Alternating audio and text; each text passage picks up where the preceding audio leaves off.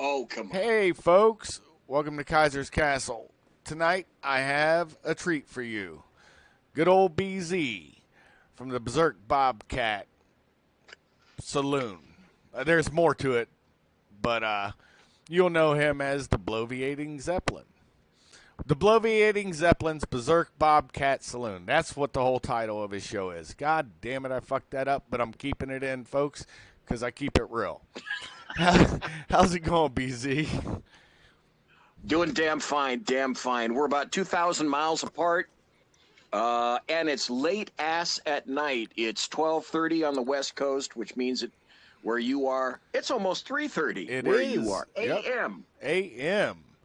And I haven't even started drinking yet. I got my bottle of Filthy Olives, and I got me a nice Miller High Life.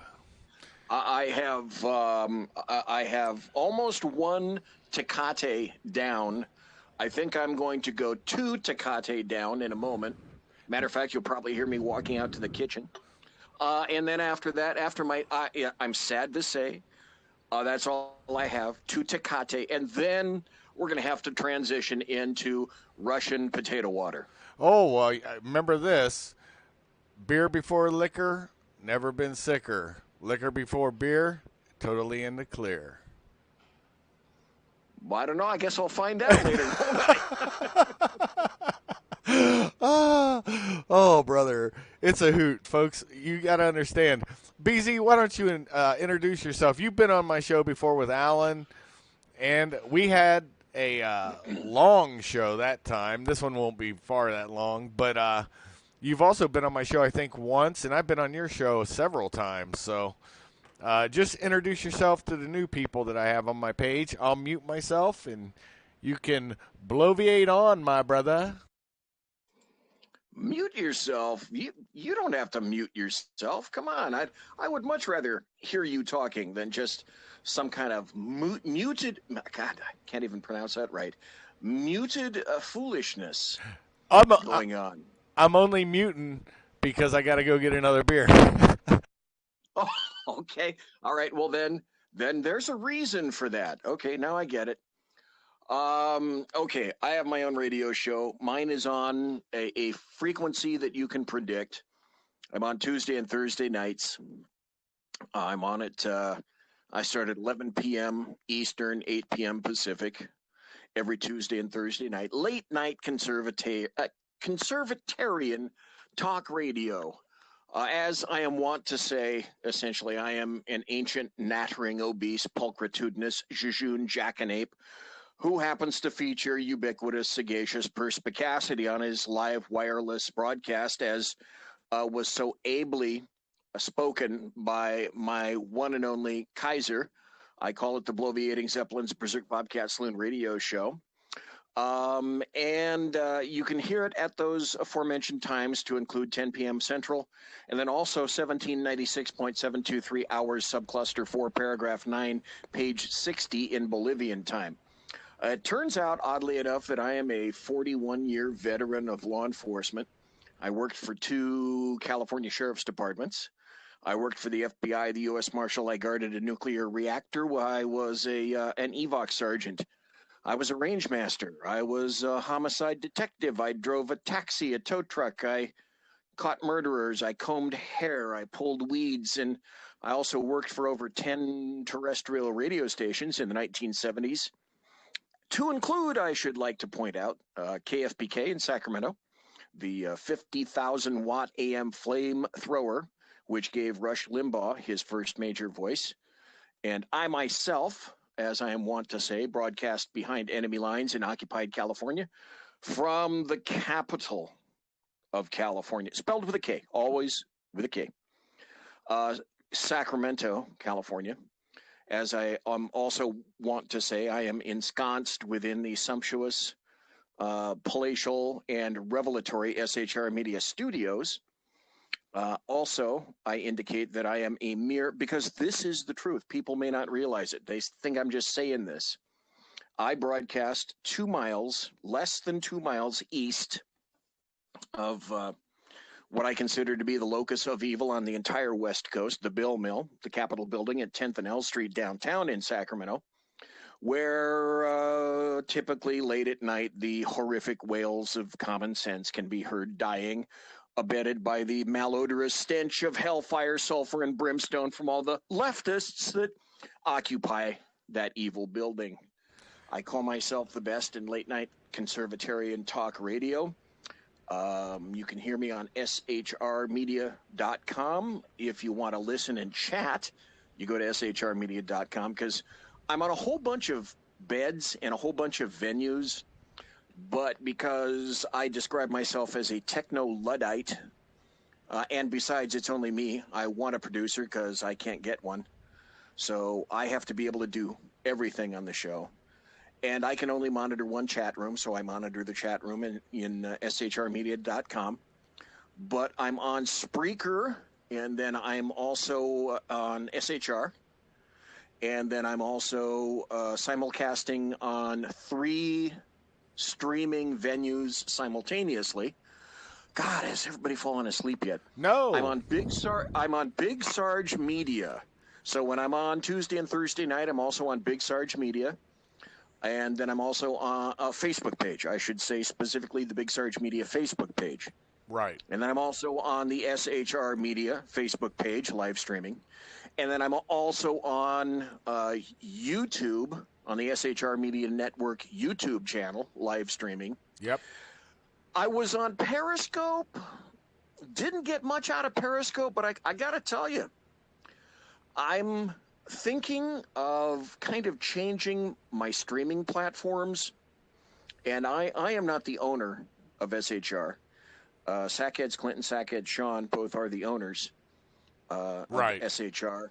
And I'm trying to think, I'm asking myself the standard social media streaming question, which is, am I spreading myself too thin? Should I be on just one social media platform and try to draw everybody there so that I get all my chat room people there, all my listeners and viewers there, or do I want to keep it kind of shotgunned out all over the place?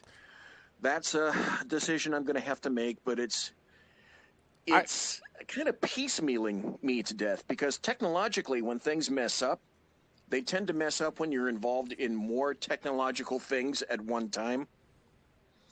So it's, I don't know. It's the question of the ages. I am a conservatarian. I am conservative. I used to be, I was a registered Democrat in the late 60s, early 70s. But Democrats from that era now would be a conservative, honestly, or at least a hardcore libertarian.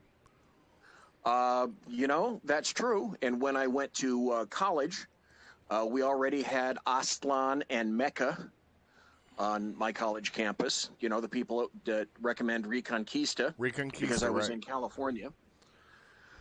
So I'm familiar with those people because I had to semi-work with them back in the day. La Raza. Yes, we had La Raza. Thank you for reminding me about that. Yep. But I can guarantee you, and I'll ask you this question too. I came around when I got some really good jobs that I knew I was going to stay at. I first started working for the feds. Right. And I decided I didn't want to be in the Northeast. Right. And the federal law enforcement system and local law enforcement systems are so two different animals, diametrically opposed, that I had to figure out quick which way my life was going to be. Was I going to stay in a federal system? Was I going to go to a local system? I ended up going local. So once I made a decision as to what I was going to do with my life, here's what happened. Reagan won in 1979. Right. I remember that day well. Jimmy Carter was an abject failure at Desert One. Yep. And actually, that failure, people don't realize what that was. I know you know. But that actually had a bearing in the decision that I made for president in the 1980 election. Right. And so I voted for Reagan. That was the first time that I'd ever voted for anyone on the opposite camp. Mm-hmm. I was still a registered Democrat. And only at the last moment when I started, I kind of figured out where I was going to go. Only then did I change. I voted for Reagan. I can honestly, I don't think that I ever felt as consistently good about my nation as I did under Reagan. And once I voted for him, I changed. My life changed. My paradigm changed. My work ethic changed. My outlook changed. And all of it essentially was because I was invested in the system, and because I wasn't just a stranger to the system or a bystander. Now I had fucking skin in the game. And the more skin in the game that you have, the more you're going to be invested. And people say, you're heartless if you don't start out as a liberal in your callow and stupid youth. Right. And you're stupid if you don't migrate over to being a conservative as you get older. Yep. And I would definitely tend to agree with both of those things. But it was Reagan that didn't drag me, but inspired me to vote Republican. And then after that, it's no major shock that I'm not a registered Republican anymore. I'm an independent. I kind of go back and forth depending on which way I go for voting. Well, the only nudge. The only regret I have is that I'm half Dago and half Kraut, and I just wish my mom would have bounced off of Rocco's dick a couple years earlier, because then me and my twin sister would have been born, and I would have been able to vote for Reagan. I had to vote for Bush Sr. I went into the military in '85 at 17, and so I missed that election. I was too young. Now they're talking about giving 14-year-olds the vote, 16 and 14. I mean, it's gotten ridiculous. I don't want to get into all that. I'm making a joke now. I'm the original spaghetti nigger, half Italian. You know what's up. But the point is you, if you were down there, did they ever consult you? This is a question I always wanted to ask you on the case of, I'm trying to think of his name. It was up in San Francisco, the Zodiac Killer. Did you ever consult on that case? It's funny you should mention that. It's never been officially solved, although a lot of people think they know who did it. And I can't think of the guy's name. But I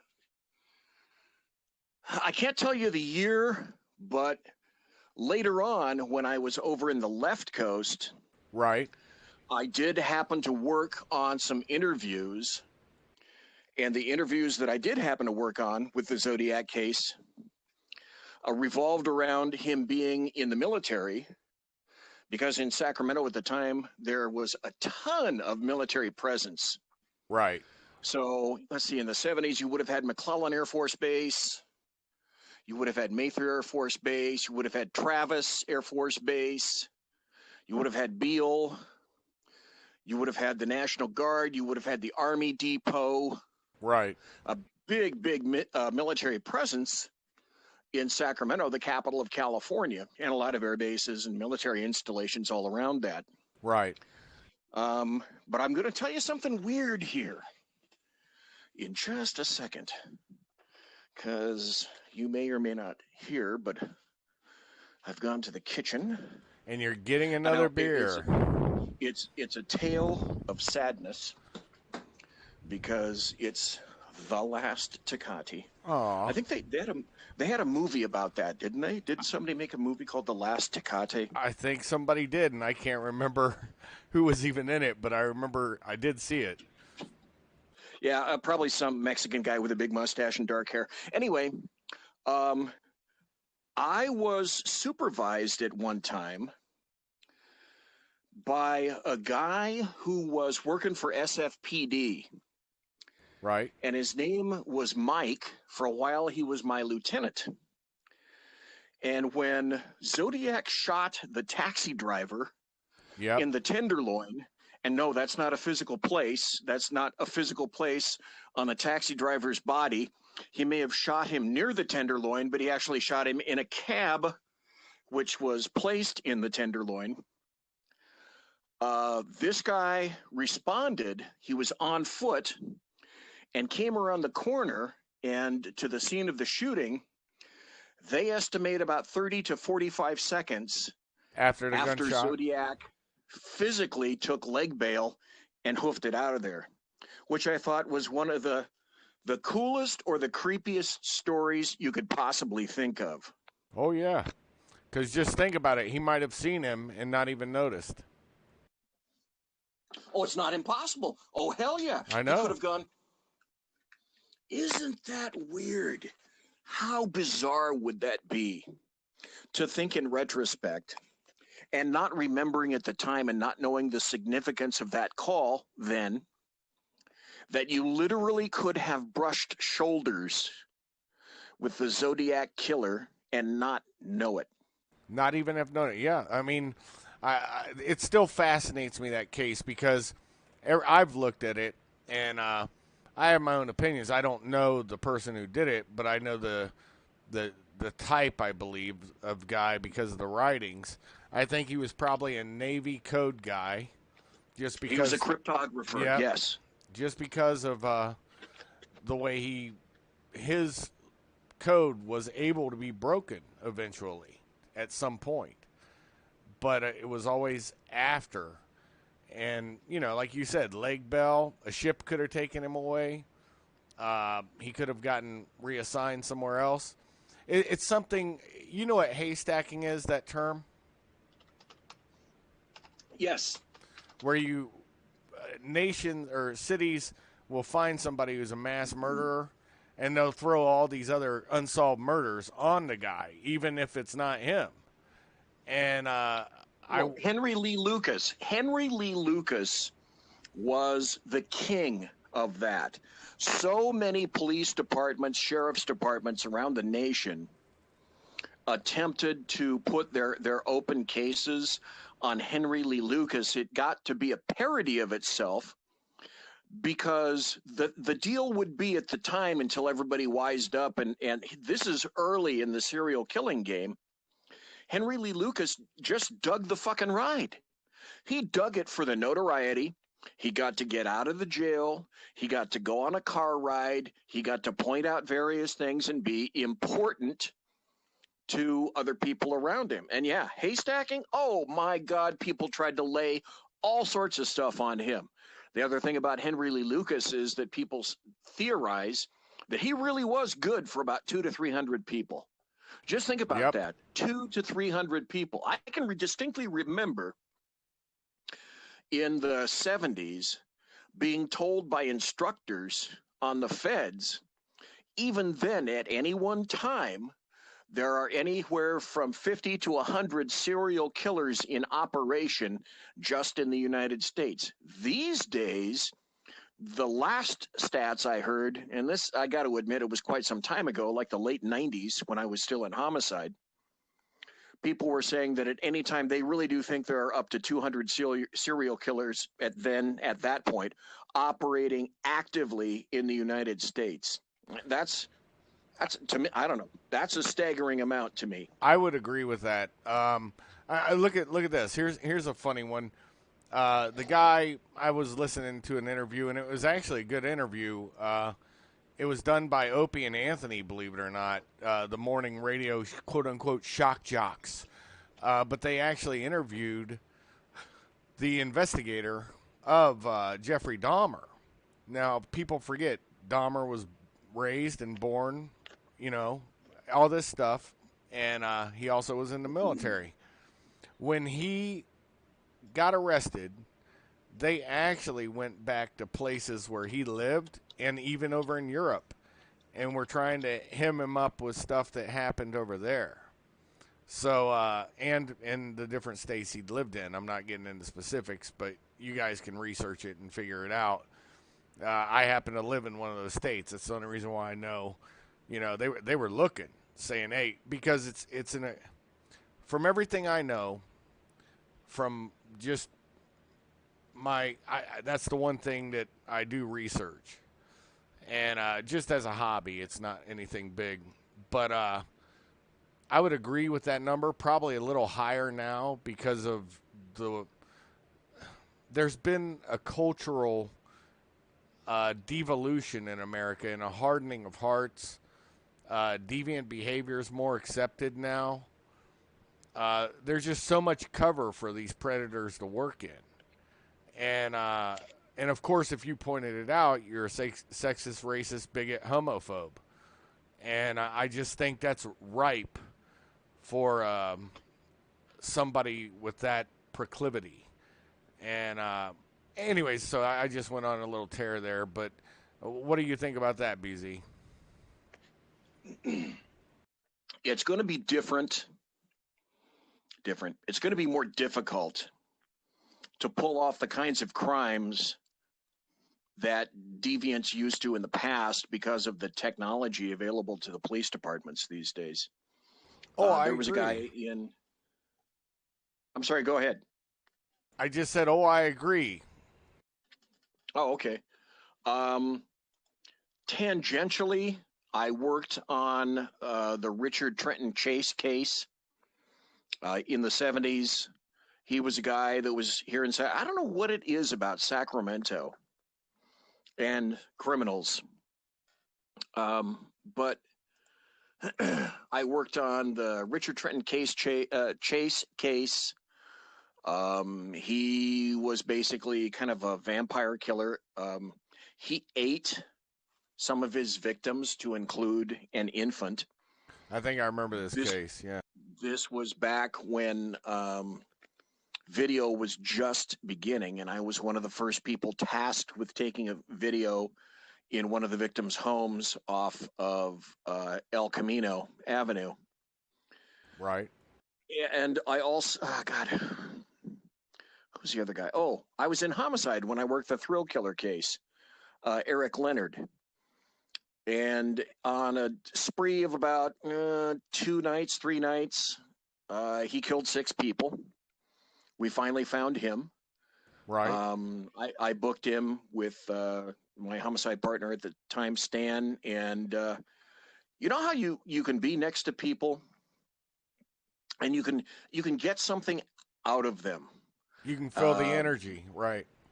You can feel something from them. This guy was one of the first guys that I'd ever been around where I felt no affect. It was as if he was a zero. It was as if he wasn't there. It was the strangest, most odd feeling that I'd ever gotten off of somebody. It was like he was an empty coat. And one of the reasons that we found him is because of his coat and because of the gun. We tied him to the gun. The gun was one that he stole out of his dad's Corvette, and we were able to match the ballistics from a gun that he stole from his dad, and he used it in these killings. Right. And we can never find. There was no particular motive that we can determine. He just did it on account of because. And then there's the new guy that I was not involved in, but the only reason that Sacramento happened to catch him is he was one of the most active serial killers in the 70s, and I can remember distinctly working on EAR patrol, EAR detail. That was the East Area rapist case, and the guy was arrested earlier this year in his 70s for cases that began his spree began in the 70s around Sacramento, Rancho Cordova.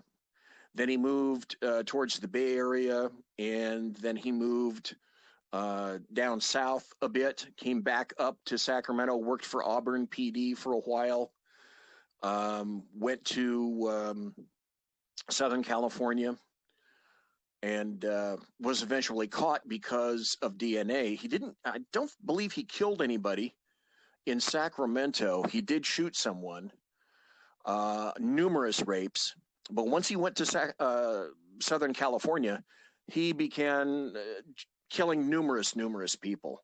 And I think technology these days, it's going to be much more difficult to be a serial killer than it will be to be a mass killer, which is why I think that mass killings you're seeing, I can't necessarily say it's more of a resurgence per se, but you're seeing more mass killers than you're seeing serial killers because the technology is such today that anybody with a continuing pattern, unless they're so far out of the mainstream and the victims are so far out of the mainstream of society that they can't be picked, tracked, etc.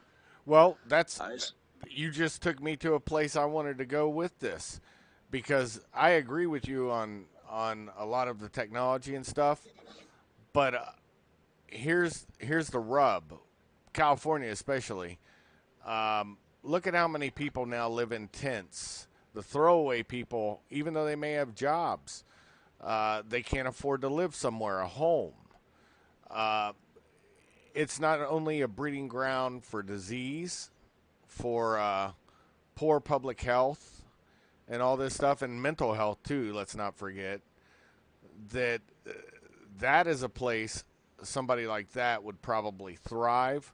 Look, I can research, and I understand as a professional military guy, I understand, that there is a cost mentally if you ever have to take a life. It's not a good thing. I would never say that it is. I think it's horrible. It's a tragedy. Let's put it that way, because indeed and in fact it is. But I can't understand how somebody can get pleasure from it. I also can't somebody that's not trying to kill you and you just want to snuff them out and destroy. How many lives will you destroy when you destroy that life? That's a callousness that somehow has been developed, and somehow I don't know how somebody can get to that point. And it's the same thing with these rapists. Even a dude that rapes a girl once. I just don't understand what pleasure is it that you derive from somebody that doesn't want you inside their body, and you decide, well, I'm just going to shove my body inside your body. Fuck you. It doesn't make sense to me, man. A long time ago in a galaxy far, far away, I had the distinct pleasure of taking a course by one of the creators of what initially started as behavioral sciences in the FBI with a guy named Douglas. And this guy that was essentially one of the creators, if not the creator, was a dude that doesn't get nearly enough credit by the name of Roy Hazelwood. And I took a course from him over a week and a half. It was almost 2 weeks about predictions, about behavioral science, about the analysis of that kind of thing. And it is, in most occasions, all about power, all about control from people that have little, if any, of it in their own personal lives.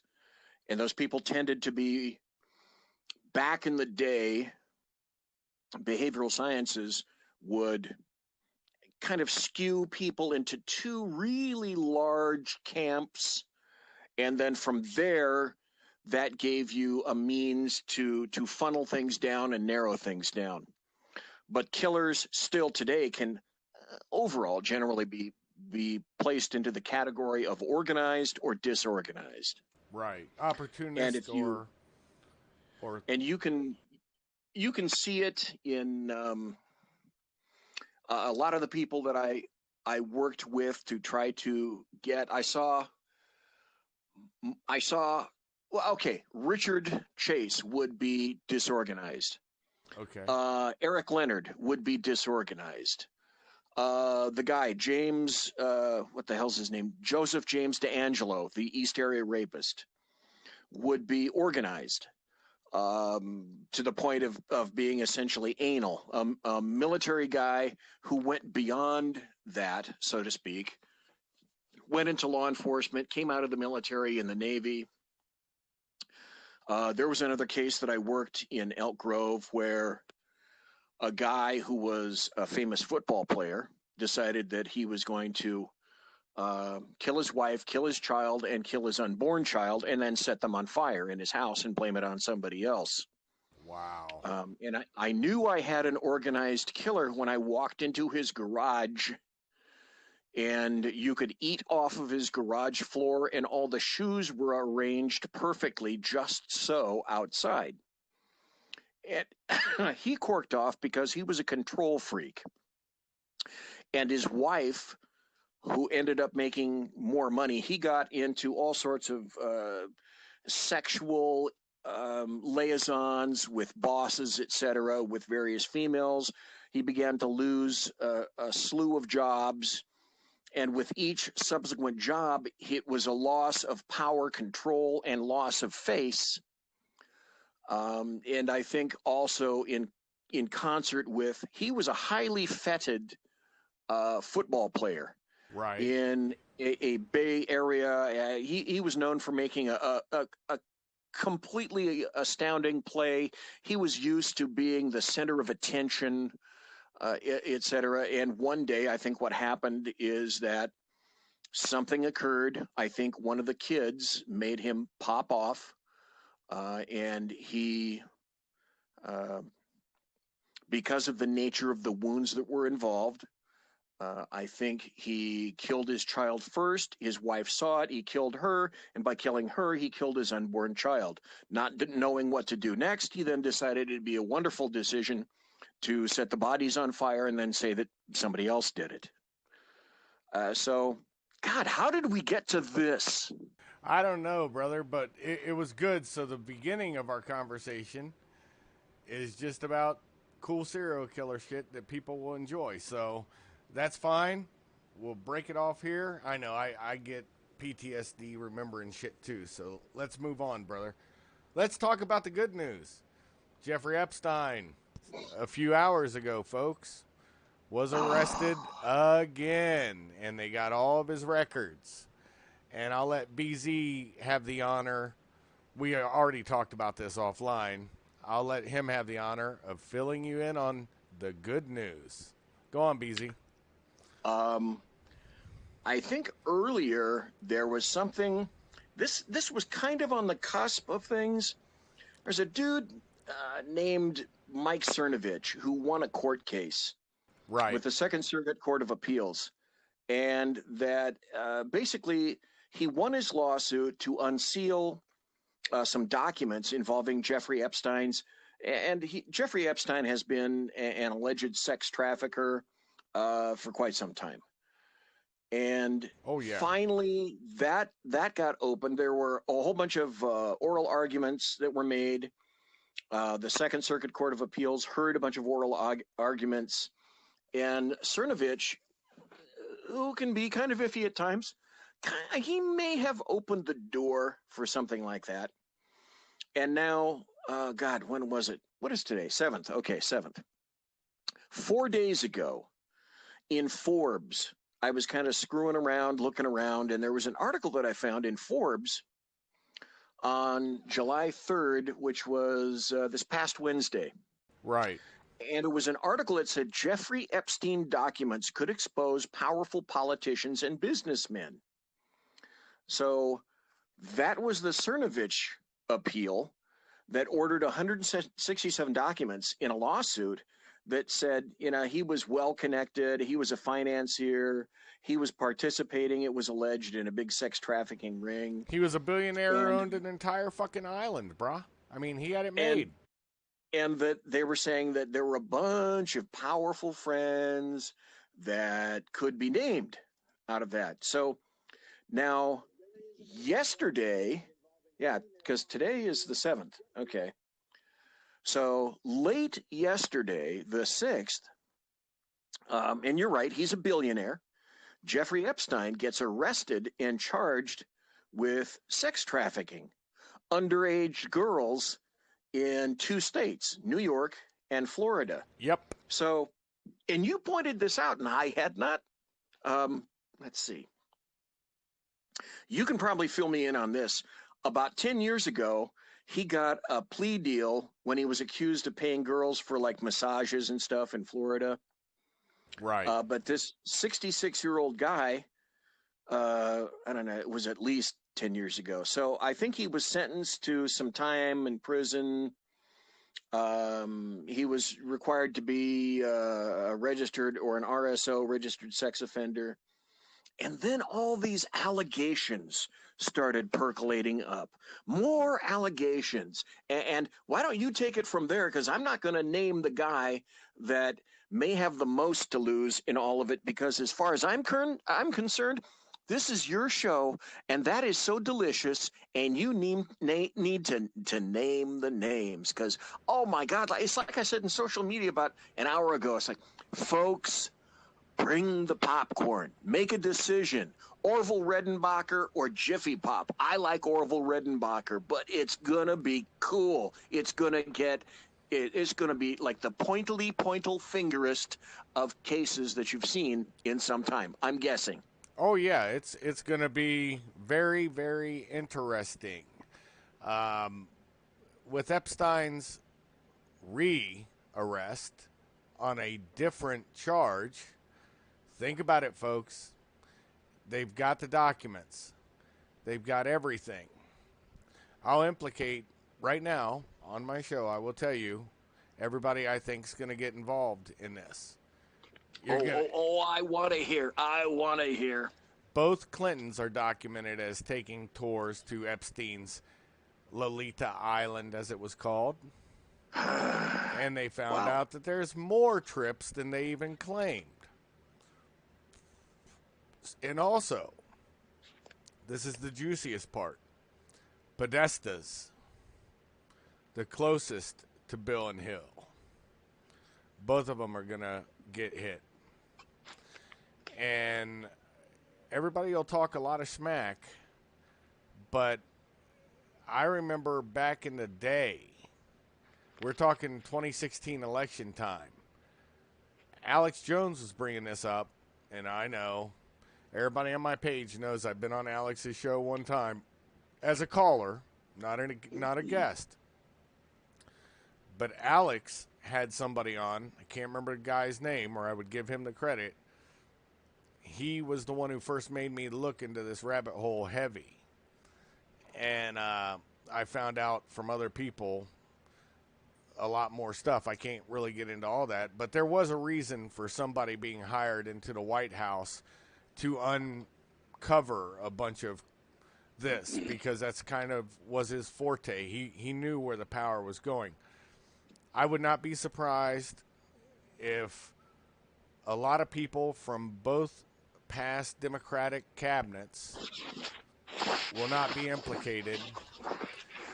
And then when you have the hammer drop from Horowitz and what he's doing, I think you're going to see a whole lot of moving and shaking happening.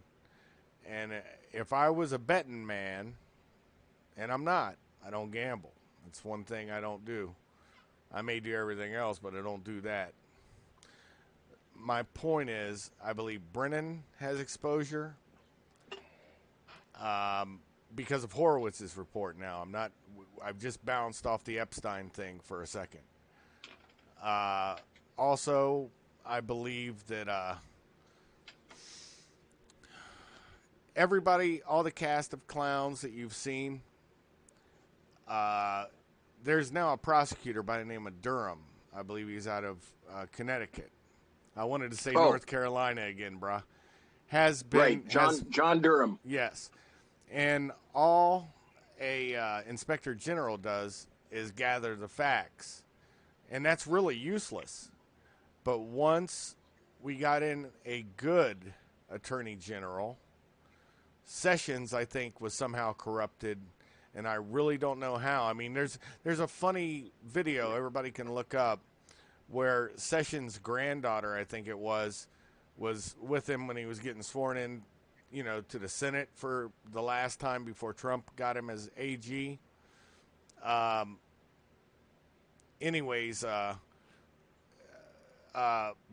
goes to give the little girl like a rub hug, how he does, and you see Sessions pull his granddaughter away and looks at Biden like, I'll kick your fucking ass. And I mean, it's a famous video. You guys can find it. And but somehow he didn't push like he could have. He could have hired somebody to look into the Mueller report, and you know, had the IG Inspector General look at it for the FBI. And with all these things that have happened, guess what? From Papadopoulos on up, and we're talking even a guy that they had to go back 10 years to find economic crimes on. And they got him. I can't think, Manafort. And Roger Stone. All these cases. Right, Michael Cohen. Mike Cohen, Mike Flynn. All these cases now are going to be suspect. It's fruit of the poisonous tree. It started on false evidence. And a fraudulent warrant that was sworn before the court to be true and factual. How hard is it for you? Okay. You and I both believe that because we worked for law enforcement. We have an idea what that is. But basically, fruit of the poisonous tree indicates that whatever it is that you predicate your foundational document upon, if it turns out to be trash, everything subsequently revealed or discovered on the back of trash is itself trash. Right. Now, when you were talking during the past 5 minutes, I found an article about what you were talking about specifically, and I found this on where was it? I can't remember where it was, but it's an article by Malia Zimmerman, and it says flight logs show. This is I should say, this is not 2019. This is back from May 2016. Right. So flight logs show Bill Clinton flew on sex offender's jet much more than previously known. So it talks about he was a frequent flyer on the RSO's infamous jet. The flight logs show that he took, are you ready for this, folks? This is great. 26 trips aboard the Lolita Express. Yep. Even apparently ditching his Secret Service detail for at least 5 of the flights. So then you go down a little bit and you look at the log. I don't know these initials, but probably a lot of people do. It says Flight 57, Bill Clinton, by name, Bill Clinton, 4 Secret Service agents, 2 males, 1 female, JC, GM, SK, AP, JC, GM, SK, AY, Fleur, Perry, Lane, or something like that. And it names names. Oh, Kaiser, this is going to be delicious. Here's the worst part about it. Those Secret Service agents have a hard enough time having to bodyguard these degenerates. I happen to have went to school at FLETC like you did, and the interesting part is you can't pick your client. You just got to deal with them, right? But them being law enforcement, can you imagine what just happened to all them?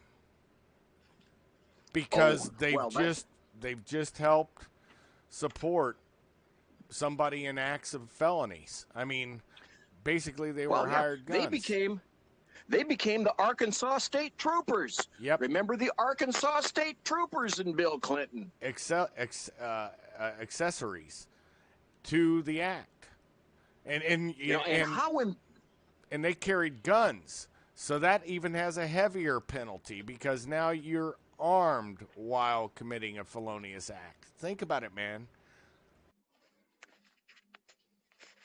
It's well, like you did with me. You keep talking for a while because I'm going to have to pour myself some potato water. No worries, man. But yeah, like I said, HRC, you're going to find out she was involved. There's on those logs from back then.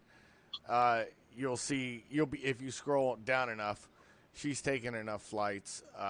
But anyways, with this new one, they got all of his records. So, and they found out there's more flights than was even previously acknowledged. I wouldn't doubt that. Here's what I'll say about this. I would not doubt there's video out there of these acts for purpose, and I think that purpose was blackmail.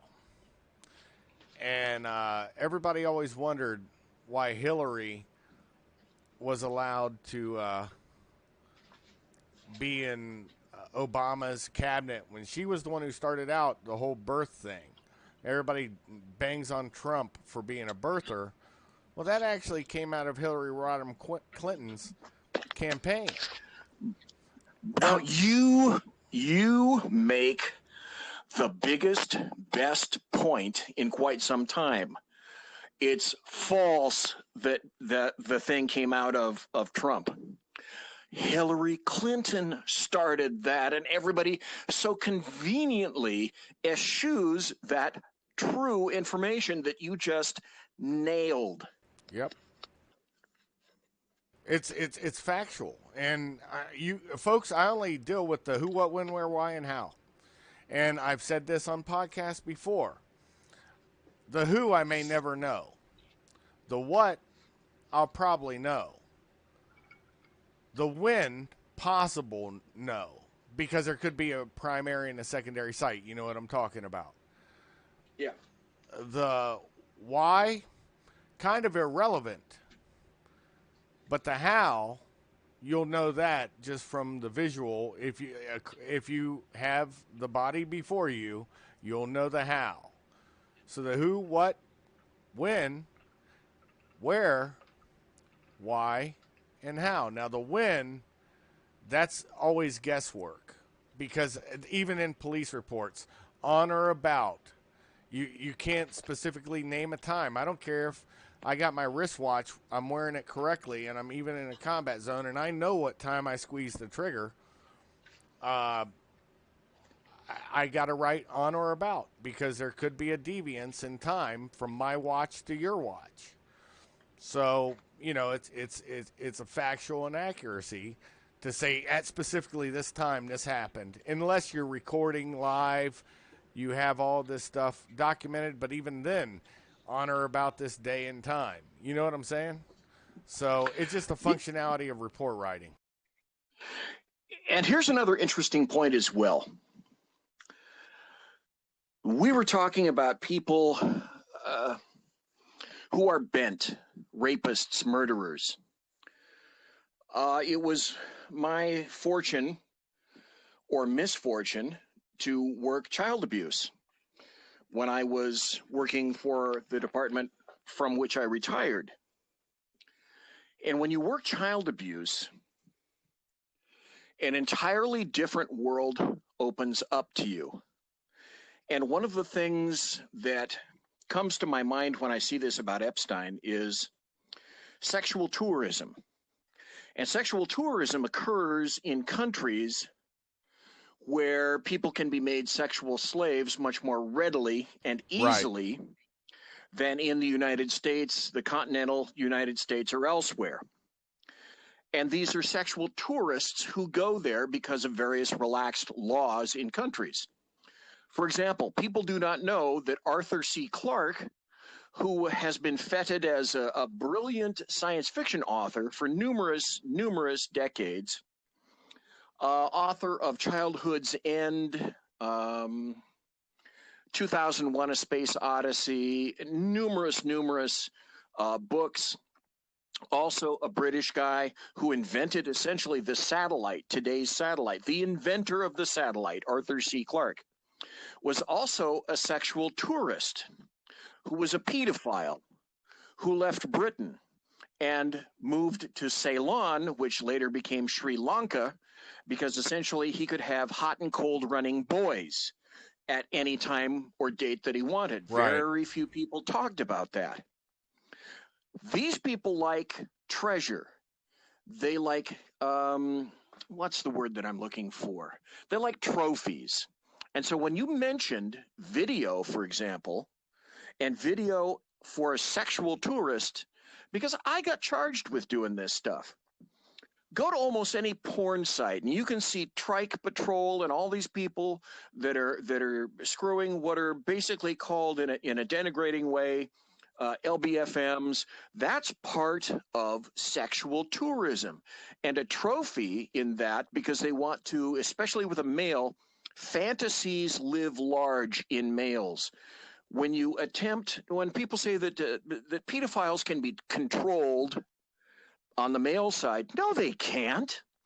The only thing that controls a pedophile is death. Is, $1.75 boat tail 308 round. That's the only thing that controls that. You're right. Because you cannot stop a fantasy. You cannot stop the mind. You can dry up the nuts, do whatever you will with the prick, but you cannot kill the mind unless you kill the individual themselves. So they want reminders and trophies of this. So when you said that there is video, oh my God, Kaiser, I am telling you, because of all of this, you know that these assholes immured tons of that shit in video, right from their phones. Guaranteed, those videos are out there. And particularly if they happen to be stupid enough to upload them anywhere into the internet, nothing disappears on the internet. And if you really want to find it, it will be found. Now, the big question is, will people want to find it? Well, will the media want to find it? See, that's the thing. They're already trying to silence your and my voice on YouTube and everybody else who's a social commenter. That's why I try to start out with something different in the beginning, because I figure any of the SJWs who listen to my show, once they hear something about serial killing or something like that, they'll be like, it's trite. But the interesting part is now we're getting into the meat and potatoes. I wonder why HRC had to have our own server. I wonder why CrowdStrike was accepted by Mueller, who's deep state. Because maybe Mueller knows something about this and knew these predilections. Because when did he first assume office? Think about it. When he was an AG. I mean, this stuff goes deep. And then you see how easily controlled Sessions was by basically sitting on his hands while Trump went through a lot of unneeded shit. That was one of the worst decisions that Trump ever made. Yep. And I'm a Trump supporter within reason. When he screws up, he screws up, and I'll be the first to admit it. Me too. He's a bull in a china shop. He needs to stop the fuck for tweeting for a little while and just simmer down just a bit, maybe stop his tweets for a week or so. That's neither here nor there. But the deal about him is that he isn't deep state. He cannot be controlled. He is Teflon, and you always have to ask everybody. You said the servers. Okay, if you really wanted to find the servers and the thing that's on them, or the multiple things, I'm going to submit Barack Obama is on them numerous times under a pseudonym. We already know that by way of emails. The Clinton Foundation and all of the disgusting agreements made back and forth for pay to play, that's going to be on those Uranium servers. One.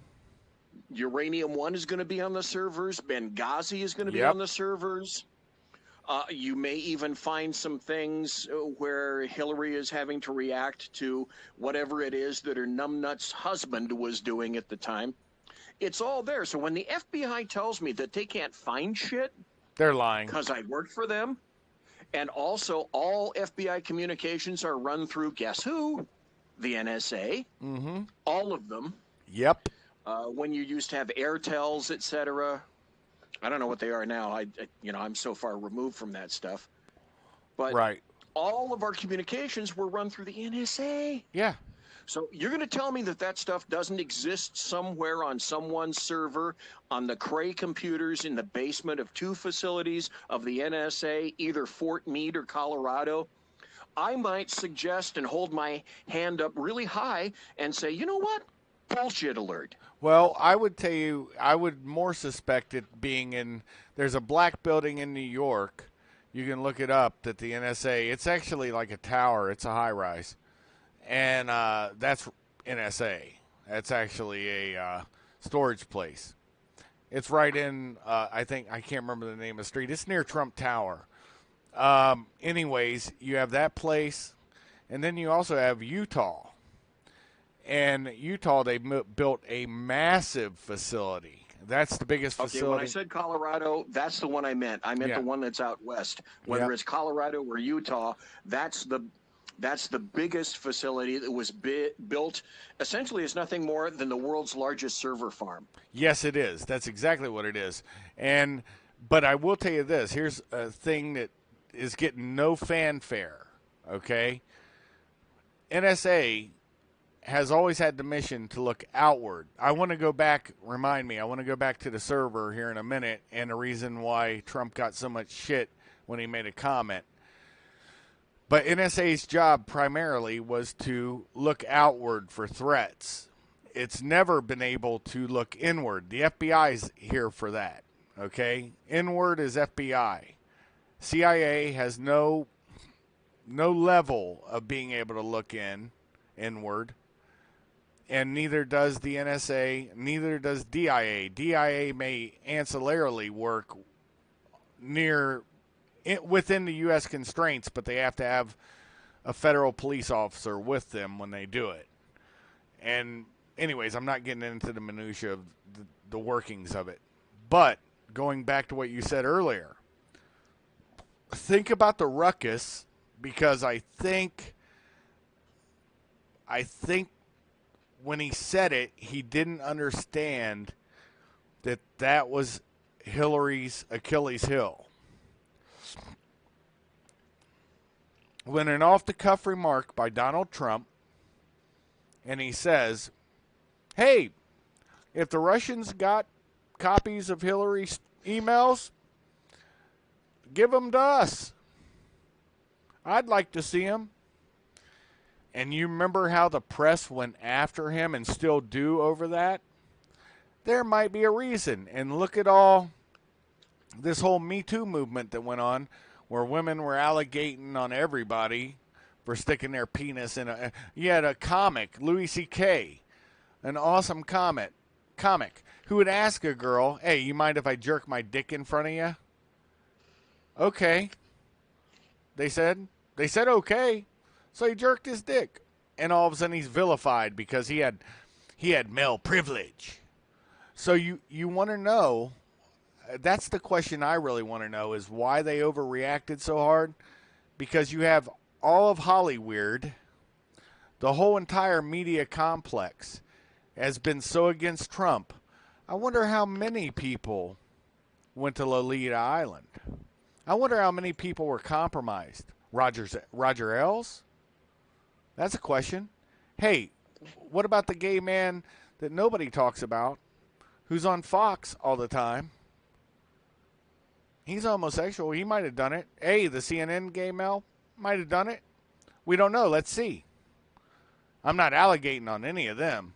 I'm just saying, why you reacting? What's that old phrase? I think you doth protest a bit too loudly. Methinks thou doth protest too much. Anyway, however that shakes out, because as an investigator, and you were investigator too, I have to say, I don't care where this shakes out. I really don't. Right. Wherever it goes, that's where the investigation goes. Yep. And if it leads to the GOP, yep. Oh fucking well. Oh yeah. If it leads to leftists in Hollywood, oh fucking well. Gird your loins, because shit is about to burst. Oh, it is. It is. This arrest, this is game changing and I agree with you. Look, the grand old party, people forget the Franklin scandal. See, I got a mind like a trap, although sometimes, I don't articulate very well because I'm fucking at heart, brother. It doesn't matter. You can put a kid through college, but I'm still a dumbass hillbilly. And I like talking like that because I am. When I say I'm the original spaghetti nigger, it's for real. I happen to be of Italian, Sicilian extract, to be specific. And I don't think that's a shame. And I don't think it's a shame that I'm a bastard, along with my twin sister. That's just what we are. And you take the power away from people when you accept what and who you are. And hey, Jon Snow ruled a kingdom, okay? There you go, baby. You know that. But my point, the greater point, I think, is this. Remember Reverend Wright when he said a famous quote. I'm going to switch it around. The Democrat Party's chickens have come home to roost. Yeah. Yeah. You mean the racist Reverend Wright Yeah. and his good white buddy, the racist Reverend Flieger as Yep. well. Yep. Yeah, I do. I mean exactly that. It's absolutely and dude, there's so much. We are gonna have to do many shows together because there's a lot to unpack that I really want to unpack, and I just never feel comfortable. We talk a lot offline, and I like to keep it that way. What we keep offline, but maybe one day some of that stuff will come online, and people will get to know a little bit more about certain things. But I am saying this.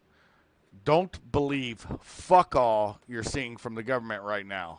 And I mean this on all sides because you don't know the game that's being played. I do. I actually do understand it deeply. And what you think is reality is not necessarily reality. And just like, and here's another thing that's always dubious to me. Because I know it happens. You probably know this too, BZ. Don't think that an overzealous prosecutor, especially on the federal level, won't set somebody up. There's a reason why if I'm going to look at some naked women on the computer, I want to see hairy pussy. You know why? Because I know they're fucking an adult.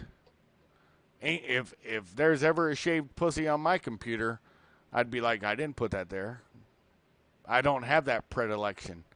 I don't like that. And I honestly don't. I remember kicking a girl out one time as we were getting ready to do the business when I was a young man. And she was bare. I'm like, do you want to be 9 years old for the rest of your life? Get the fuck out. Put your pants back on, go out. I got no time for you. Well, you build a case, especially in a federal sense. You leapfrog cases by building something and using and destroying other people's lives to get to the hierarchy that you're looking for. And that's that's nothing new. That's how the feds work. That's historically how they've always worked to a degree. That's how the local district attorneys work. But it's more of a standard case building kind of thing in the federal system. But I want to go back just for a small point, just for a moment, because it kind of stems from this.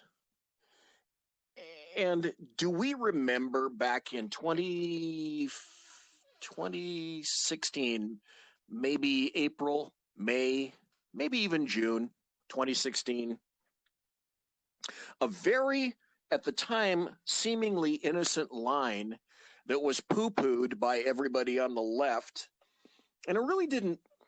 It didn't hold its own for long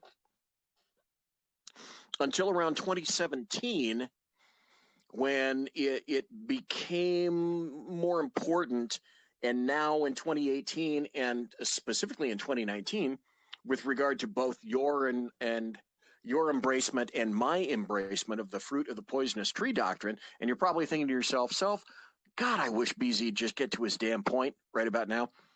Do you remember what Trump said in his language at that time? He said, I can tell you right now that I'm being wiretapped.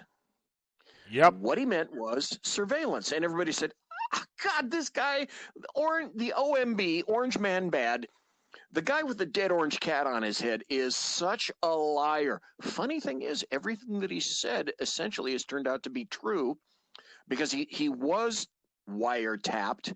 And now the thing in particular, maybe besides this, that could potentially bring down everyone if we decide that we're going to go ahead and roll with that, and that's in question as well, is, well, what was that about? That's about the dirty dossier. That's about the FISA warrant. That's about the FBI, the bought and sold, DNC bought and sold, Hillary Clinton bought and sold, FBI bought and sold. Yep. Information from Christopher Steele. Steele. Yep. and then submitting that as the buttress for a warrant to a FISA court. You know, what we don't hear is, and I can't think of the name of the guy. We've heard who the judge's name might be, and I can't remember who it is, but can you imagine, Kaiser, being that judge and thinking that, okay, they made an open mockery of my court. Right. Can you imagine the relationship now between that particular judge, even if he, and the judges kind of rotate through FISA. They don't stay there for, 38,000 years. But still, that specific judge who was petitioned to hear and approve that affidavit, and then the other subsequent judges, whether it be that individual or others who had to sign off on that affidavit in a continuing 90-day fashion, because it didn't just get signed off once. The FBI had to go back every 90 days and say that, we're discovering this, that, and the other thing, and we would like to continue that if we could, please. So there may be other judges that I'm not aware of. But can you imagine the feeling and sense of betrayal that and other judges who signed off that, feeling that the FBI, well, they're submitting, upon perjury. Yeah. And if I can't believe an FBI FISA affidavit submission, what can I believe? Well, and you've made me look like a moron. Yep. Well, I believe, if memory serves, the crime they committed is a mispresence of felony. And I may be incorrect on that, but I believe that's what it is. And if nothing else, the FBI has absolutely been guilty within that court of malfeasance. It's not misfeasance, and it's not non-feasance. The Feasance brothers always will eat your ass. Me and you have talked about this before. And if Miss Mal and Non, those three brothers, you get involved with any of the Feasance brothers, it's bad juju. And yes, if you've lied in federal court, basically if you're a cop or copping or an agent, whatever you want to call yourself, your creds say what you are. If you've lied in front of a judge, you have a bad name in any federal court. Because what's your standing? You've just lied.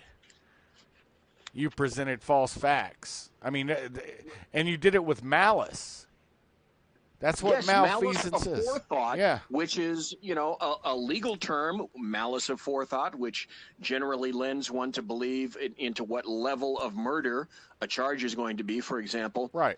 But can you feature yourself, Kaiser, put in a position where you're the judge, and the first thing you're thinking is, I feel betrayed, and you have made an absolute mockery of my court. Yep. My court. This is my court.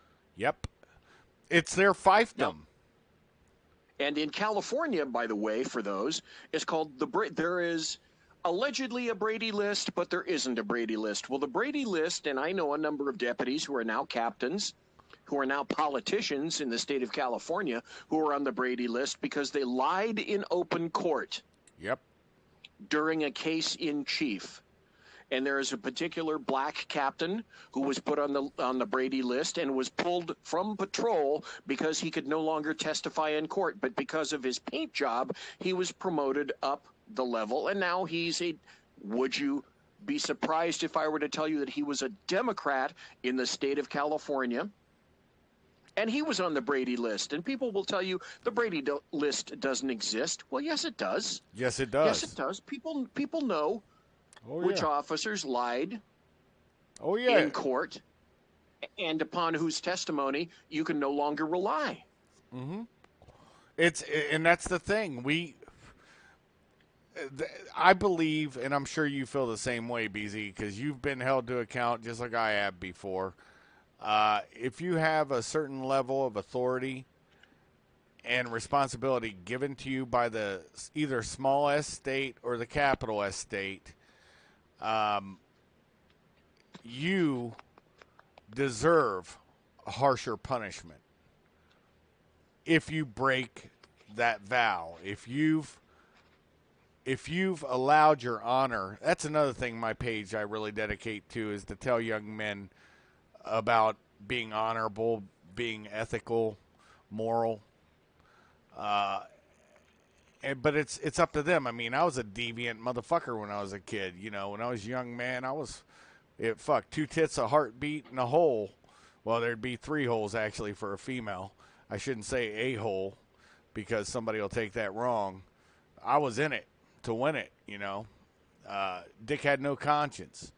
But I honestly tell young men, find a woman and court her. I don't care if you find her as a teenager and marry her. That's awesome. I'm saying when you're a teenager now, don't misconstrue what I just said, anybody in the listening audience. If you're a teenager and you fall in love with your high school sweetheart and you guys are he-ing and she-ing, make her your wife. Show value and honor to her, as long as she shows value and honor to you. And anyway, so I don't know why I just went on that little tear, but yeah, I agree with you, brother. It's what people do. I would love to say that I'm shocked by it, but I can't. You know, it's just amazing how the coarsening of our society has caused this. And and honestly, it's the all the way from World War II on down, we got complacent, lazy. We weren't paying attention to politics as much as we should have. Remember, if you don't pay attention to politics, it doesn't mean that politics won't pay attention to you sometimes. Your thoughts?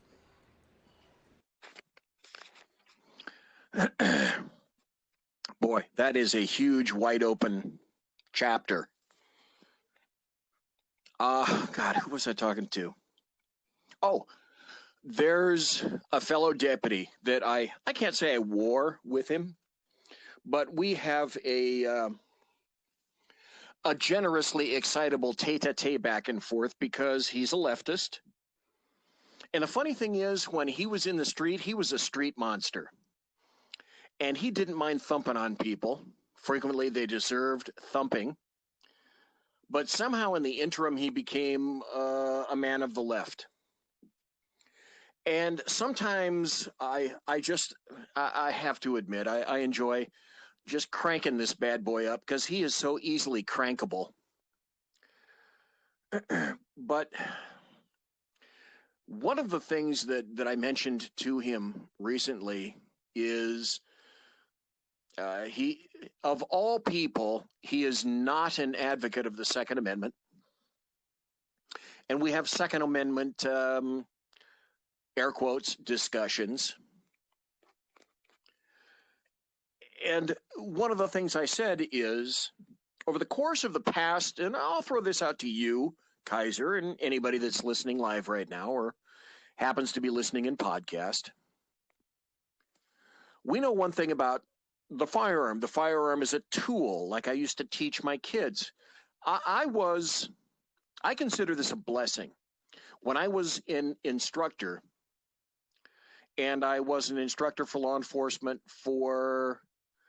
I was in law enforcement for 41 years, but I was an instructor in law enforcement for about 39 of those years. So I consider myself fortunate to have instructed and had the ability to create and warp young minds the way that I wanted them to be warped and created in two of the most deadly venues in all of law enforcement. And I would proffer this to them this way: guns and cars, cars and guns, guns and cars, cars and guns. Guns and cars, cars and guns kill cops more than anything else.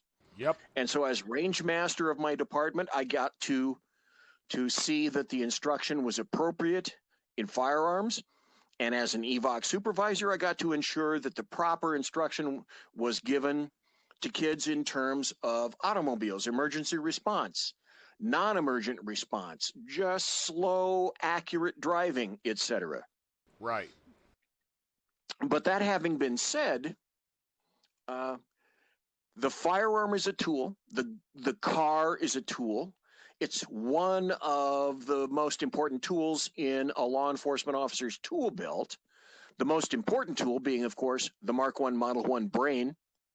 But after that, the gun is only a tool. The gun is a tool. So as opposed to 20, 30, 40, 50 years ago, as this one deputy pointed out to me, and I re-pointed out to him, in those intervening years, sir, what has changed? Has the tool changed at all? Kaiser, has the tool changed at all? Not one iota. Not one Not one. iota. Not one fucking molecule. So if the tool hasn't changed, what has changed? Oh, that's right, the wielder of the tool. And in what fashion has this changed? The brain housing group. That's the Everything. Yeah. Everything has changed. Society has changed. The once nuclear family in America has been completely blown apart by leftists. The once nuclear black family has been completely blown apart by leftists and Democrats. And so that mothers were paid to ensure that black fathers did not partake in the once nuclear black family, which was every bit as solid, if not more so, than the standard Caucasoid family in the 40s and the 50s and the early 60s, until LBJ's Great Society decided that it was going to throw a live hand grenade, pin flipping out into the air, into the once nuclear black family. And what did LBJ say when he did it? He said something. I'll let you, because I said that, I proffered that exact same quote on my show last Thursday. Oh, that's right. I forgot you did. Yeah, I'll have those niggers voting Democrat for the rest of their lives, because he was going to get them all hooked on, which broke up the black family. At one time, folks, and I believe it's still that way, but I've never had to take this, but welfare was more profitable if you weren't married. And so what they did was, the man might be there. You were paid by child. Yeah. You were paid by child out of wedlock. Right. Well, wait a minute. If you want to destroy anybody, you pay people to not be married? Right. Are you insane if you want to destroy the culture? Well, that's a great way to do it. Now, here's the deal. I don't think leftists and Democrats, were really terribly aware at the time that this was going to lead to the ultimate destruction of a great deal of America. Well, the once nuclear family, let me go back to the original theory. The once nuclear family of any paint job has been blown apart. Yes. Religion has been removed from that family. Yep. And, well, you're not going to have religion in a family that isn't a nuclear family anymore. Right. You're going to denigrate religion. You're not going to allow religion. You're not going to allow it into the workplace. You're not going to allow it into the home. And then you're going to attack it by way of court cases. Yep. And then it all flows downhill, and it becomes the T-ball me esteem society. Yep. Where the child is above all. Let me stop and say this just for a second. You may agree, you may disagree, but when I was out on patrol, I would tell my trainees this. These days, the emphasis is placed in patrol and law enforcement on trying to consider and take into account, especially in critical incidents of, say, a mental case in possession of a handgun. And I would tell my trainees, mental patients and 12-year-olds are essentially the same. They have no concept of mortality as far as especially 12-year-olds are concerned. If anything bad happens to them, they'll always get another life. Their life revolves around video games, etc. So the two people that I would be the least reticent to drop a hammer on would be the mentally impaired and or kids, because they have no sense of mortality or death. Luckily, my shooting in which I was engaged in the late 70s didn't involve somebody like that. It involved a gangbanger. Woohoo, lucky me. But that has all changed as well. Look at the cops that were told just a couple of days ago in Tempe, Arizona, that they had to leave a Starbucks because their mere presence in a Starbucks was making a customer uncomfortable, so the Starbucks barista asked the cops to leave. That's Yep. that's not just Starbucks. That's also that's not a diminishing trend. That's an emerging trend. Here's another situation, the likes of which I'll bet you have not heard. In Canada, in 2018 or 2017, there was a performing artist in Eastern Canada who told all the people that all the white people need to move to the back of the venue. And when some of the white people didn't move to the back of the venue to let the lesser persons move up to the front, so to speak, then those persons got thumped on and were told to remove to the venue, and that the performing artist wouldn't start up again until those racists who wouldn't obey the artist were moved to the back of the venue to let other less privileged persons take their spots up front, though the persons that were up front probably arrived first, probably paid higher prices, and even if they didn't pay higher prices, they still had an equal, or should have had equal, access to whatever venue that was. So Yep. what has changed, the tool or society or the individual? And you and I both know the answer to that. The tool hasn't changed. The individual has changed. The human being has changed. And everything surrounding the circumstances and the environment of that individual have likewise changed as well. Oh, yeah, that's without a doubt. That's why I said the brain housing group, because it starts with, like you said, you have a malleable mind. And of course, we had to get the federal government. I think the Department of Education needs to be dissolved, honestly, because why are the feds telling the local people what kind of lesson plan they need to teach? Because it all leads to, look, I'm sorry if your degree is in underwater ballet, lesbian studies, basket weaving. I don't really give a fuck about that. You had a poor choice. And your poor choice does not dictate that you get to go into a human resources organization and fuck the organization all up with your little lefty pinko bullshit. This is an anti-PC show. I'm never PC, and I know BZ's not either. And the point being is, it is society, it's societal, and it's because we've allowed our young, my son, luckily, never got indoctrinated. I didn't even indoctrinate him into my beliefs or thoughts, and nobody knows my true beliefs or thoughts. But I always find it funny.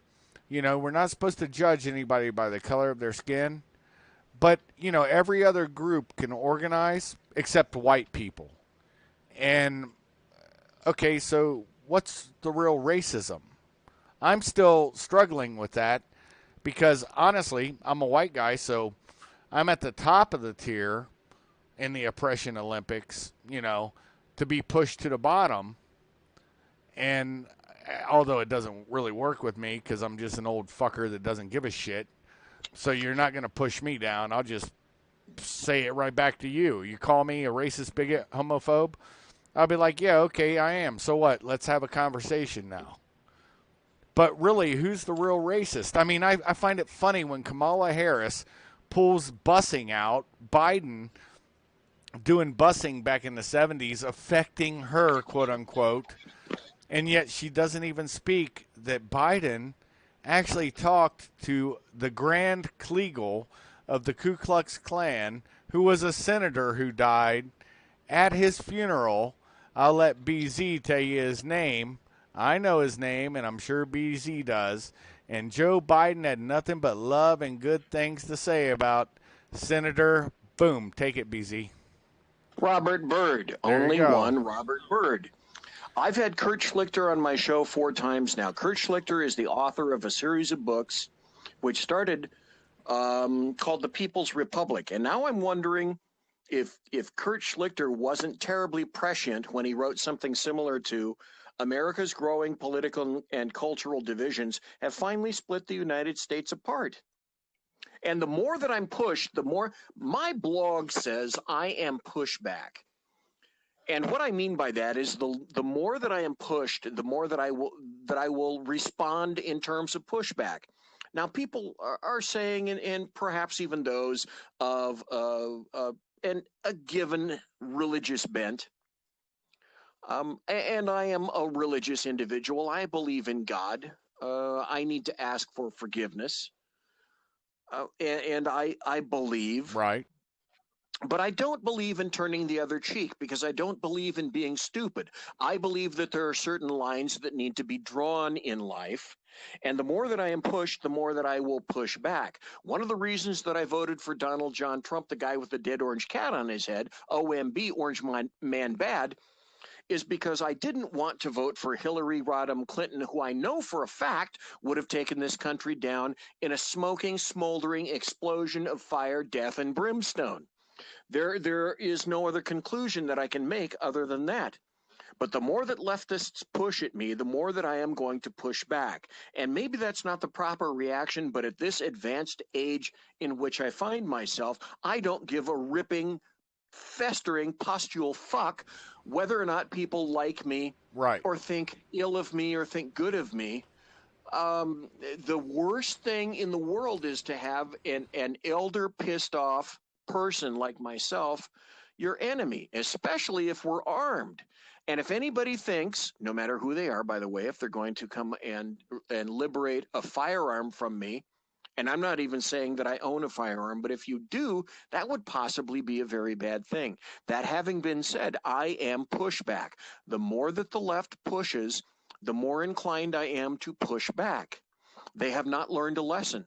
They do not know about the nature of humanity. They have no clue whatsoever about the nature of what it is that truly motivates humanity.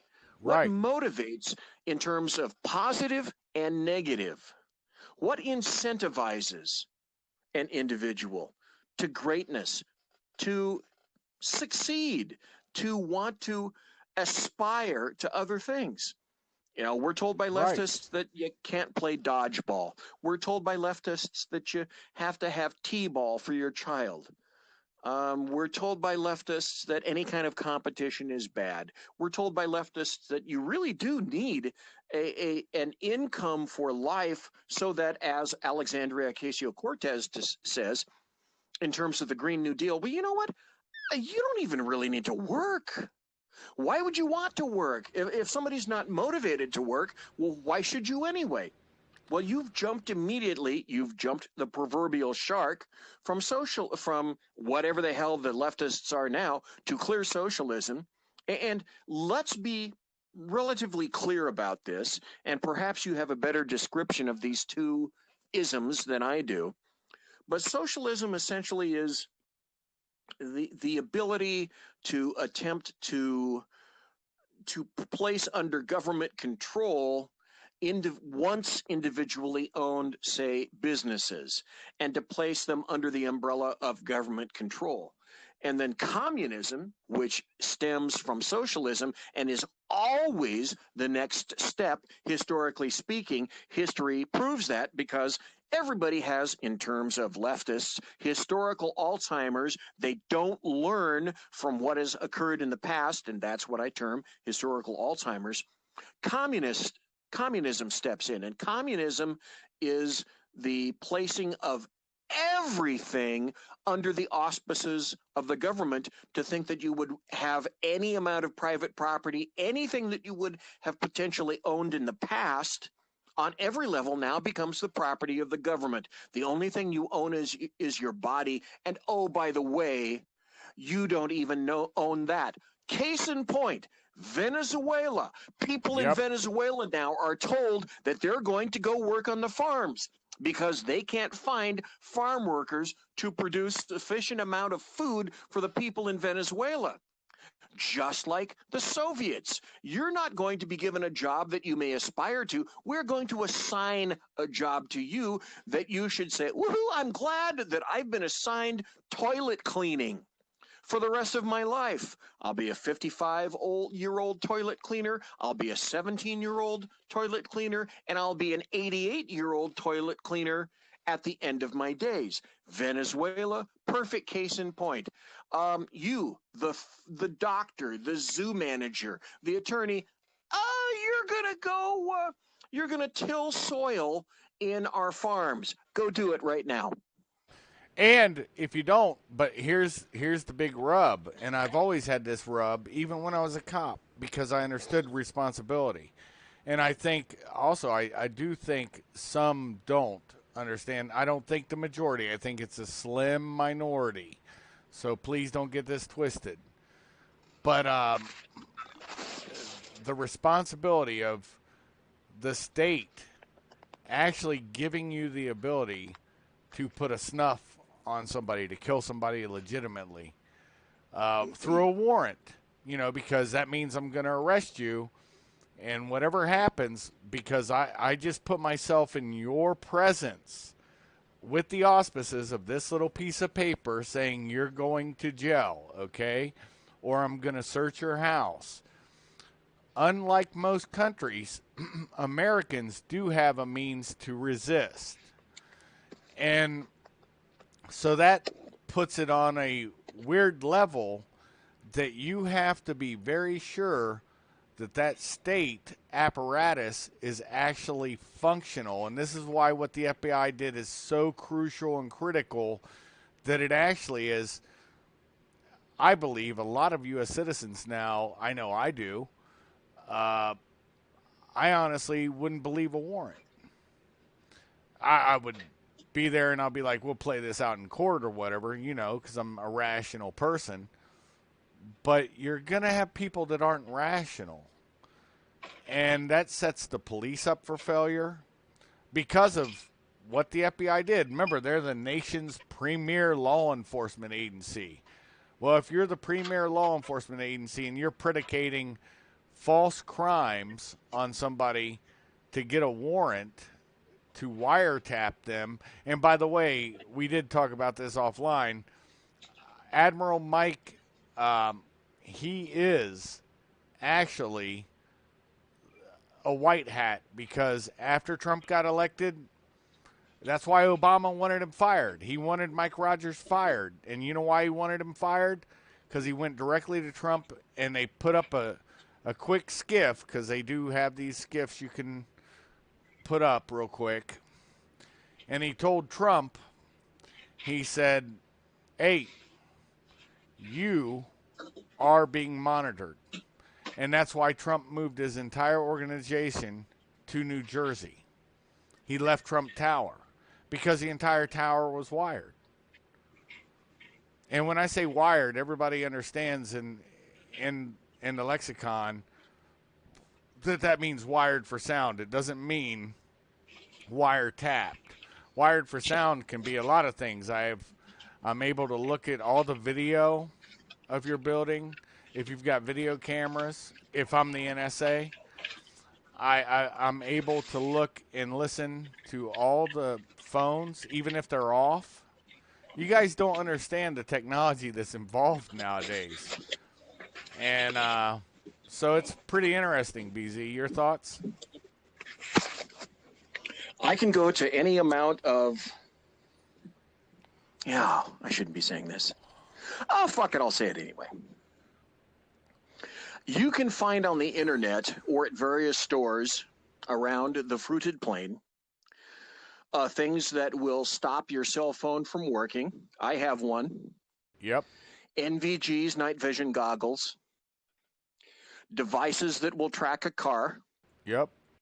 Devices that you can wire into an automobile to listen to whoever is driving that automobile.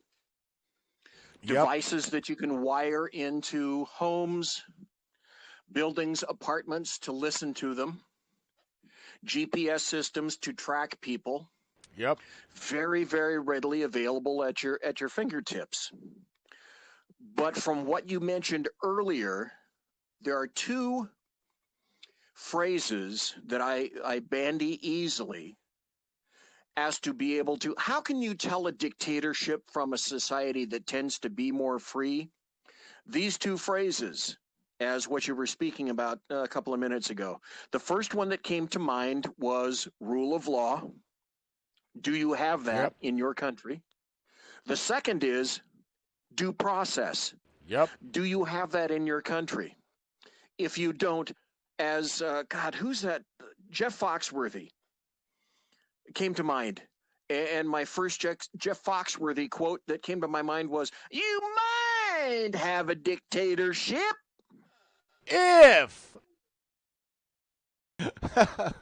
yeah. Oh, brother, that I love that. I love that you said that because here's the thing. I've served my country and I still in a manner of speaking do things, but it's neither here nor there. My point is when I see this really sickened me, and I'm going to tell you a thing that really sickened me. I don't know if you've seen it or not. Two things. The first thing, I know you've seen this, saying that Betsy Ross' American flag is racist. Fuck you, Colin Kaepernick. Suck a fucking dick, you piece of shit. Second thing, now that I've gotten that out of my way. Okay, stop there just for a second. Okay. I know that you're holding back, and I know that you're kind of like a wilting rose in this, and I'm saying one day you will come out of your shell, but will you ever really tell us something similar to how you really feel? Because I think you're kind of holding back. Yeah, I'm really holding back. I want to say a whole lot more to that piece of grabastic piece of shit who's never done anything for this country except take a knee. I'm glad you didn't get re-signed, you broke-ass motherfucker. Anyways, the second thing that's more important besides Clown World Kaepernick. Actually, I'm inventing that phrase tonight, Clown World Kaepernick. The second thing that comes to mind that really breaks my heart. You have an idiot moron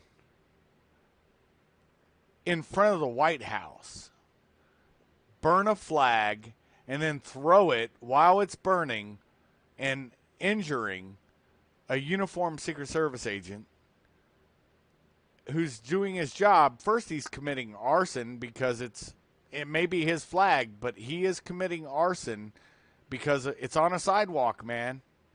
People can get hurt by it, but he has to prove that point. I'm glad that piece of shit's facing a felony. I'm sure the ACLU and everybody else has all kinds of lawyers for him because that's what the left does. Antifa bags of shit. But anyways, who's the real fascist? It makes me laugh because every time they scream, what's that one thing? There was an old adage that used to say, every time you tell me how free you are, I can hear your chains clanking, to a leftist. And everybody says Nazis. That's National Socialist, right? Last I looked, that's National Socialism, right? Well, let me see. Historically speaking, Kaiser Schuff, you should know this. Tell me a history of the anti-fascist brown shirts. Who are the anti-fascists? The people that say they are Antifa are exactly who they say they're against because they are more than anyone else abso-fucking-lutely ignorant of history, and blissfully so. The Democrats, the leftists, and the American media maggots are blissfully ignorant of history. They have what I term historical Alzheimer's. It's convenient to have that when it's wanted.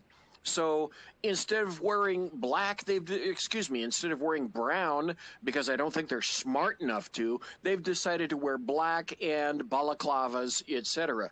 But the real fascists are those who say they're Antifa. Yeah, no, that's exactly what I was about to say.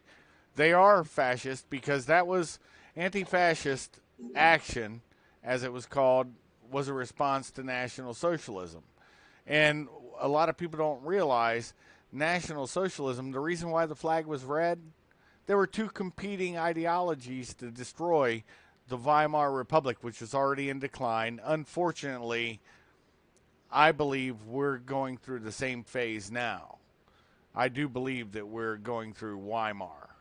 A guy I met, Ryan, I can't remember his last name. He had a podcast I used to listen to. It was called Why America? Why America podcast.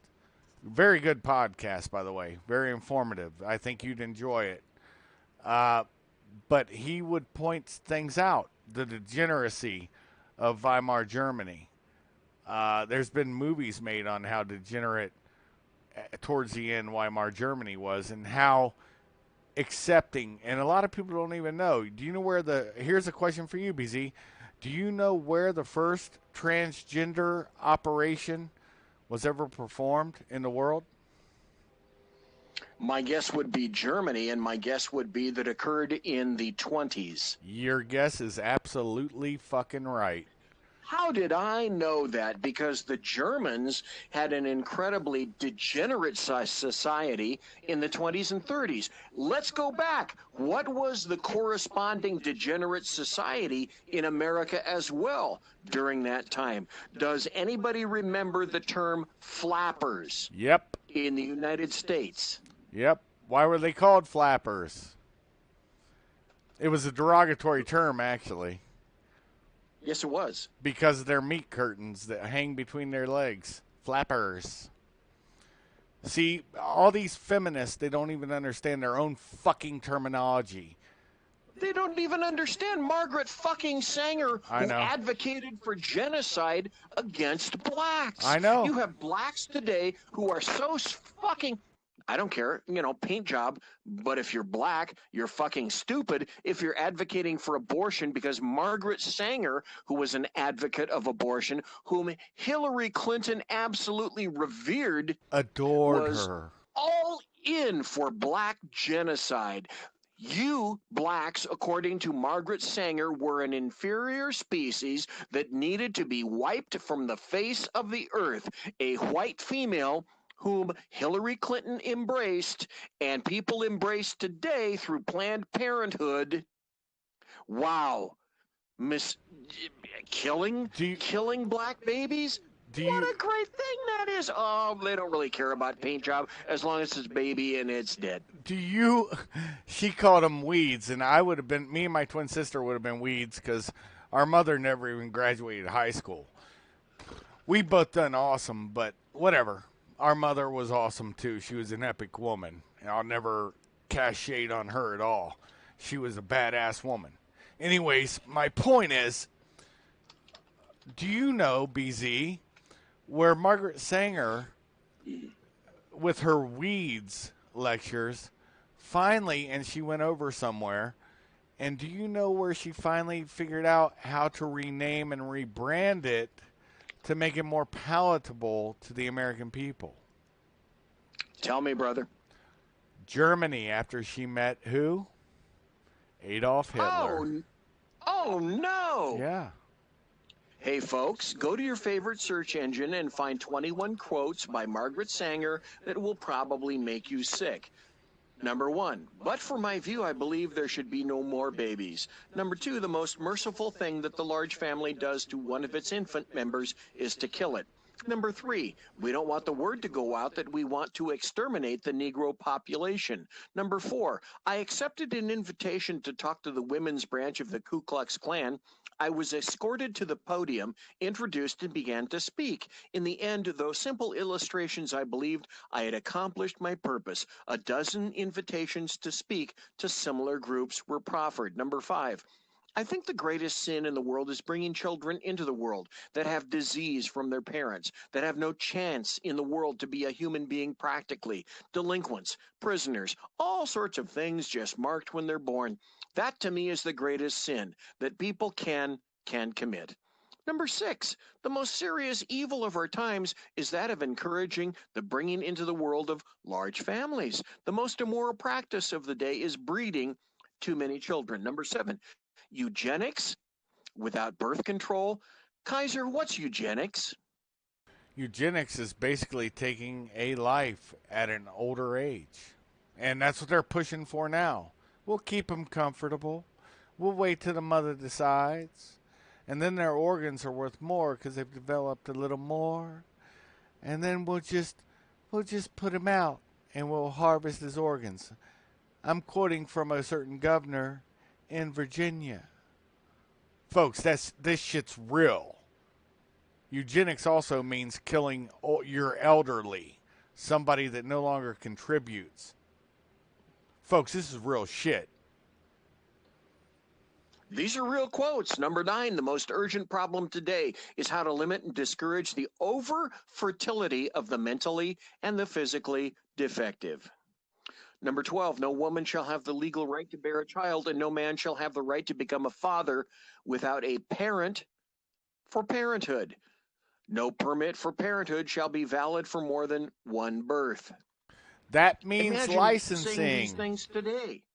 Imagine this. Yeah, you need to have a license to have a baby before I'm allowed to stick my penis in my wife that I had to buy a state license for to produce a child. I have to go to the little S state, the same one I had to purchase that marriage license for, because, I'm sorry, lesbians, spit babies don't live, and homosexuals, I'm really not trying to offend, but I'm just giving you a crash course on reality.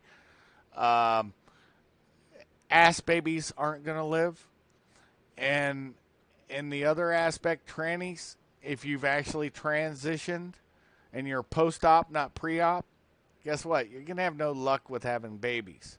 So it's up to the male and the females of the species. You can go to Genesis and find out it was Adam and Eve, not Adam and Steve. You can say Lilith was brought in. There's a whole bunch that we can go into on nuance of bullshit. But the fact remains that it takes a man and a woman, a cock going into a cunt, dispersing its seminal fluid in the mammalian species. No matter what species it is, it always works the same.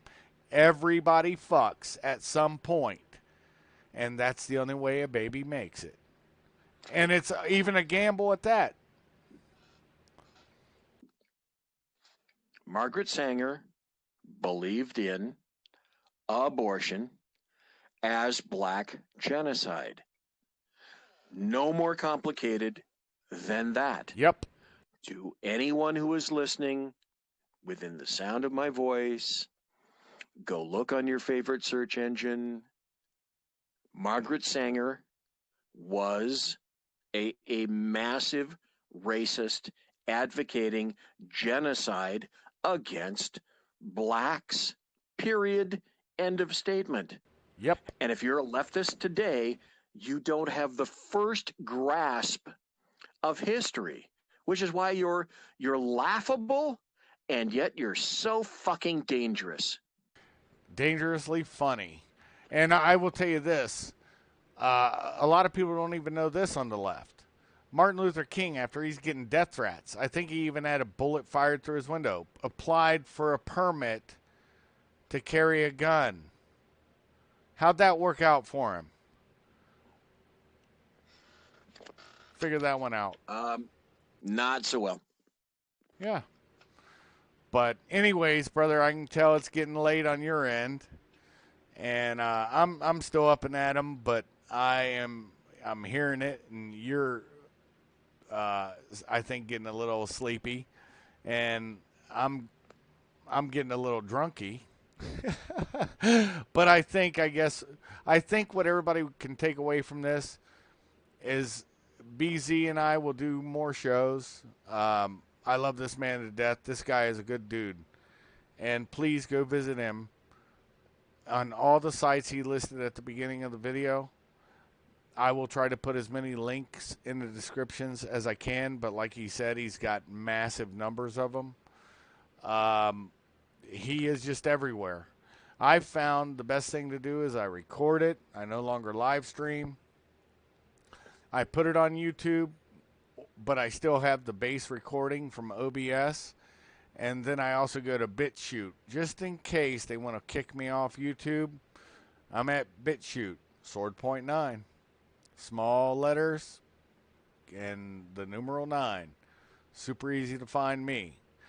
And I'll advertise on Minds, Facebook, Free Zoxy, D-Live, a brother of mine's using that, but man, it's just not user-friendly at all. So I've not found joy with that. That's with Jaffe Ryder on WPRPN. So that's why I really, unless I'm mirroring it, I can't really share it because he's decided to unplug from YouTube. I think it's good in a way that you're not giving Google money, but I think in another way it's not good because you're giving up a platform. And I think they're going to have to kick me off. And this show may get me kicked off, and that's okay. Every day, I believe, I'll get kicked off. But, BZ, I think this is one for the records. What's your thoughts? When you get this thing immured on YouTube, give me a link. Send me a link to, wherever you want to. In finality, I would submit a couple of things. Digital versus analog. I think we're about to go full circle. And the reason I say that is this. I think I said this on Thursday in my last show. Because of the absolute dictatorship, and I can think of no other word, of the ruling classes on the left in terms of the digital realm, conservatives only have the analog realm left. So all the various analog newspapers and anything in print that's dying on the left, I think soon will be picked up by those on the right, because you cannot censor newsprint. You cannot censor a printing press. You cannot censor the dissemination of something that you can hold in your hand unless you light it on fire, Fahrenheit 451, books, etc. But we've not yet gotten to the point where we're burning books yet. So the future of America in terms of conservatism, I believe, doesn't lie in the digital realm. It lies in the analog realm. Because again, you cannot censor something that you can hand physically to a real live human being, or they can purchase at a localized point in newsprint. Number two, terrestrial radio probably will be coming back even more than it is now.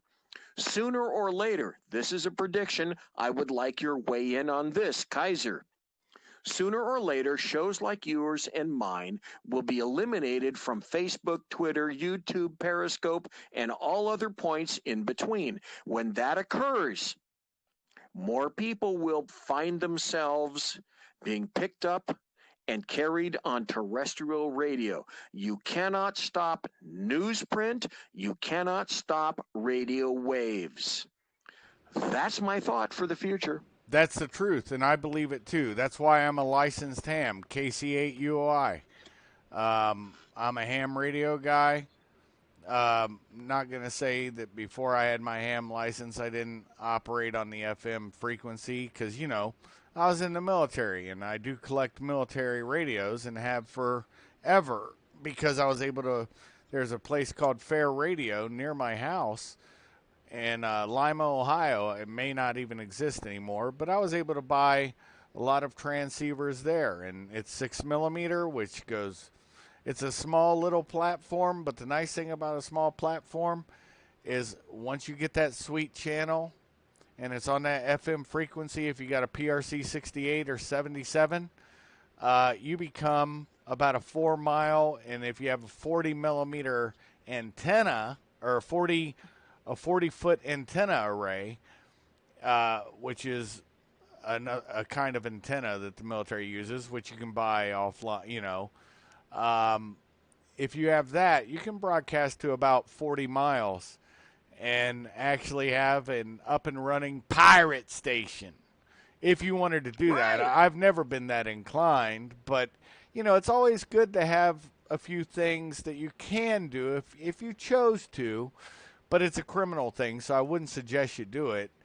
But if things get really shitty and you need your message out, there's always ways.